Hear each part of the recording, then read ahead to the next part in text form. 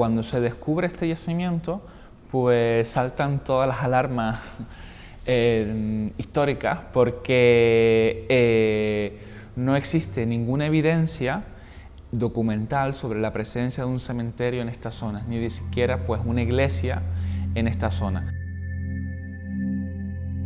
En el siglo XVI casi todos los muertos pues eran sepultados en el interior o en los aledaños de las iglesias, a veces también pues en camposantos que están habilitados para ello, pero siempre vinculados a santuarios cristianos. No obstante, este cementerio no estaba asociado a ninguna iglesia conocida.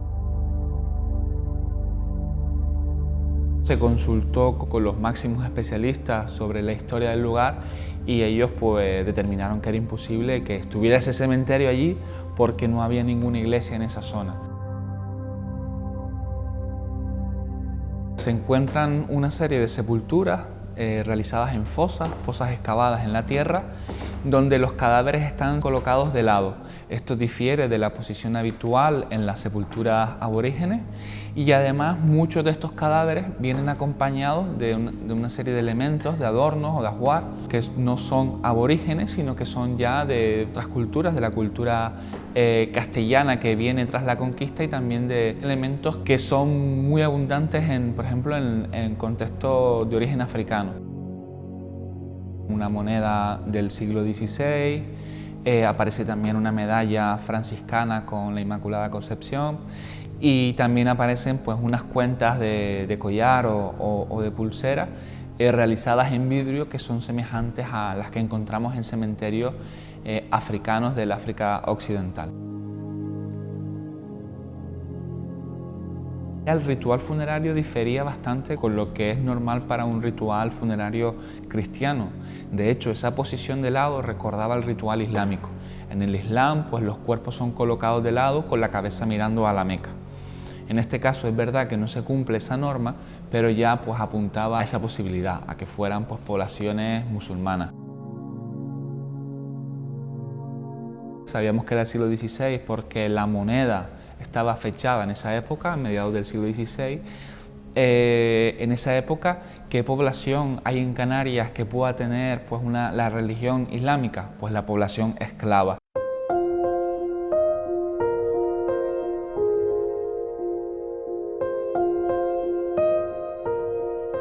Murieron sobre los 25 o 30 años de edad. Sabíamos que en esta época se dirige fundamentalmente a trabajar en los ingenios de azúcar, donde una serie de trabajos pues implicaban un gran ejercicio físico. Y esto se tuvo que reflejar, sin lugar a dudas, en los esqueletos de la población esclava.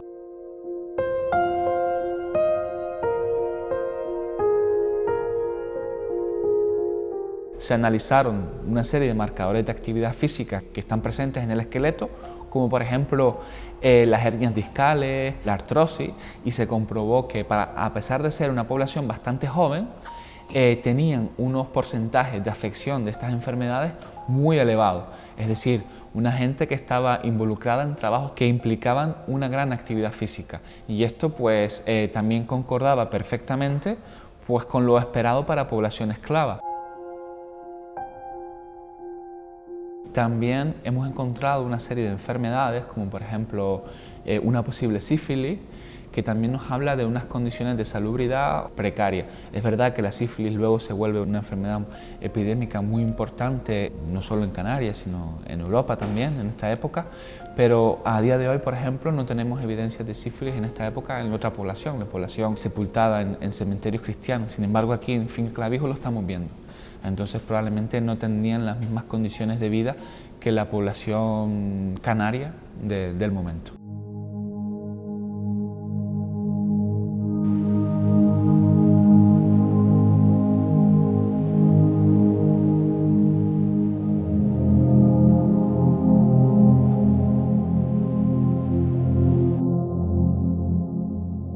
Los resultados de los estudios de ADN pues determinaban que prácticamente la mitad de los 14 individuos encontrados allí tenían un origen subsahariano, población negra. Otros individuos del cementerio tenían un origen norteafricano, es decir, que era población morisca. y además una de las mujeres que estaban sepultadas en este cementerio tenían un haplotipo, información genética del ADN mitocondrial, que era aborigen, prehispánico, el haplotipo U6B1, que solo está presente a día de hoy en la población prehispánica de Gran Canaria. Esto quiere decir que esta mujer pues era descendiente de aborígenes. Lo que no sabemos es que si era descendiente de padres aborígenes o de abuelos aborígenes, o si se trataba de una mujer que ya estaba mestizada, es decir, tanto con aborigen como con africano.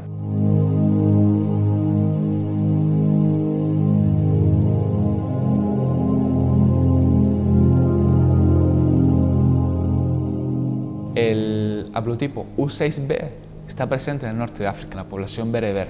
Sin embargo, la siguiente mutación, el U6B1, que se ha encontrado en población canaria actual, en población americana actual, está presente, ¿sabes?, como más antiguo en población aborigen canaria, solo en población aborigen canaria. Tiene que tener un antepasado en el norte de África.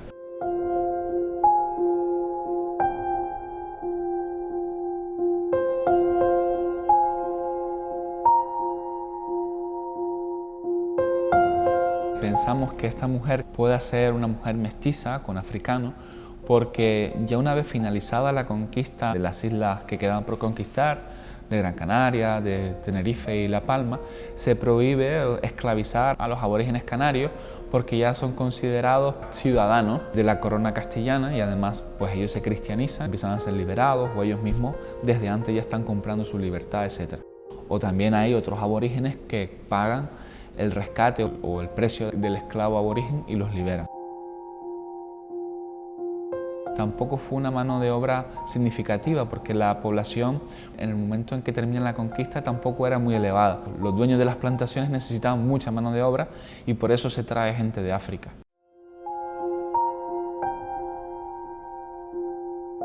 Ahí tenemos que ver si esta mujer, si es descendiente de esclavos aborígenes que no consiguieron emanciparse, o si estamos hablando de una mujer que era hija de una esclava aborigen con un esclavo africano. No lo sabemos, pero lo vamos a poder saber porque se van a hacer estudios de ADN con nuevas metodologías, con la secuenciación genómica, y vamos a poder saber el grado de mestizaje de esta mujer y saber si efectivamente estaba emparentada con población africana.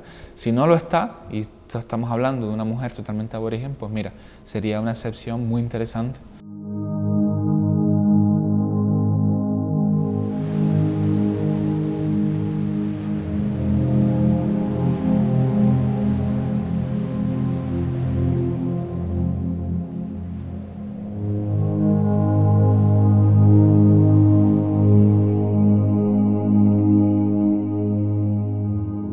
La diáspora africana consiste en el desplazamiento forzoso de millones de personas desde el continente africano hasta América, fundamentalmente al continente americano. Se calcula que la cifra de personas desplazadas forzosamente superó los 12 millones, de las masacres más importantes que ha padecido el ser humano a lo largo de su historia.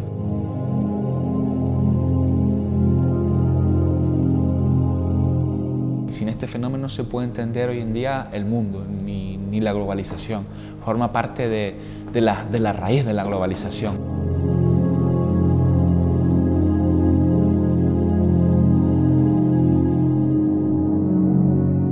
En el caso de Canarias, aquí llegaron desde finales del siglo XV población desde África. Aquí tenemos pues uno de los ejemplos más tempranos de este proceso de la diáspora africana, en un contexto muy particular porque además vemos que estas personas pudieron o les dejaron o no tuvieron otra posibilidad que la de expresar su propia identidad cultural.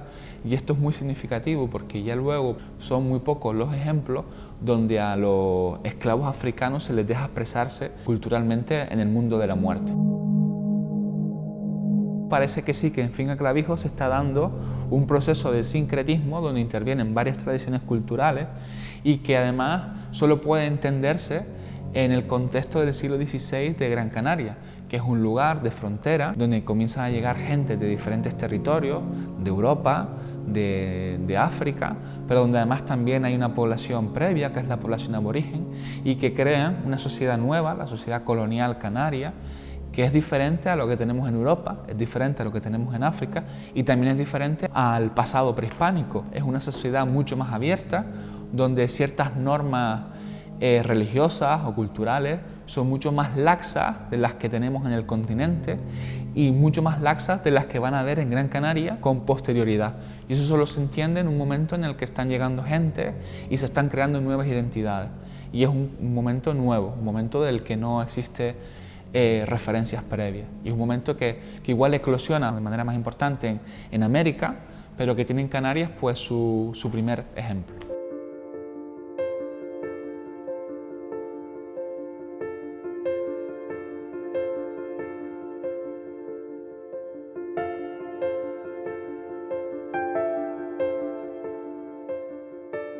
De las principales aportaciones del cementerio de Finca Clavijo es que hemos conseguido recuperar parte de la memoria histórica de las poblaciones esclavas que llegaron a Canarias en el siglo XVI. Tenemos mucha información documental sobre la presencia de estos esclavos, pero tenemos muy poca información sobre cómo era ese mundo más íntimo, ese mundo de las creencias.